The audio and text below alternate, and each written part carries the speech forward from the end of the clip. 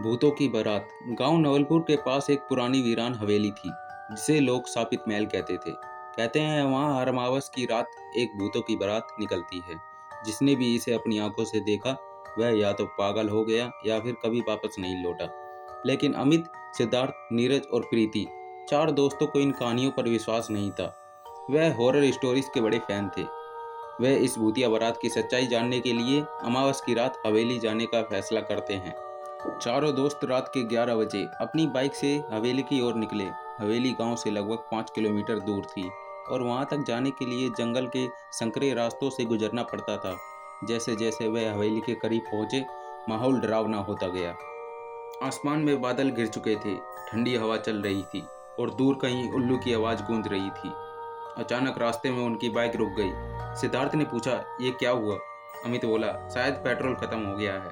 नीरज बोला, हमने तो पूरा टैंक भरवाया था।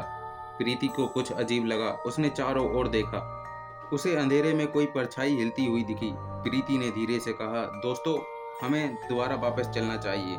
अमित हंसते हुए बोला, डर गई क्या? लेकिन तभी हवेली की तरफ से ढोल नगाड़ों की आवाज़ आने लगी। चारों दोस्त चौंक गए। इतनी रात को कौन ढोल बजा रहा है? हवेली तो वीरान है।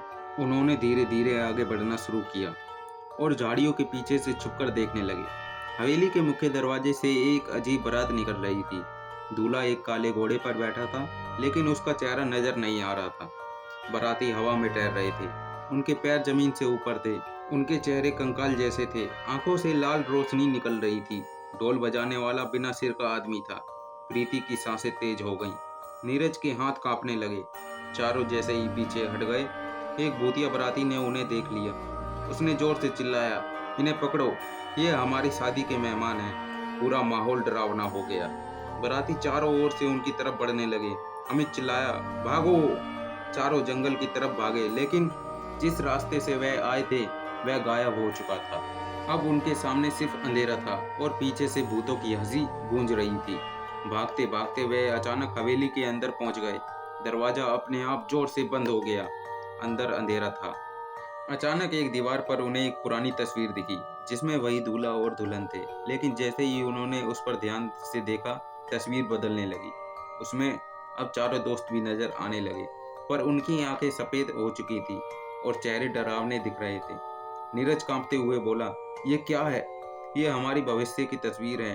आवाज़ गूंजने लगी। चारों ने पलटकर देखा। वही दूल्हा उनके सामने खड़ा था जो उन्हें बारात में दिखा था।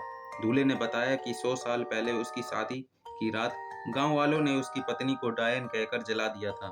वह बदला लेना चाहता, इसलिए हर अमावस की रात उसकी भूतों की बारात निकलती थी और जो भी उसे देख लेता वह भी उसी बारात का हिस्सा बन जाता।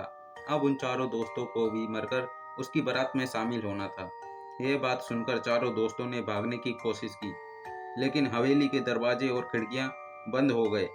अचानक प्रीति को याद आया कि उसके दादा ने कहा था, अगर कभी किसी बुरी आत्मा का सामना करो तो मंत्र पढ़ो। जैसे ही प्रीति ने मंत्र पढ़ना शुरू किया, हवेली हिलने लगी।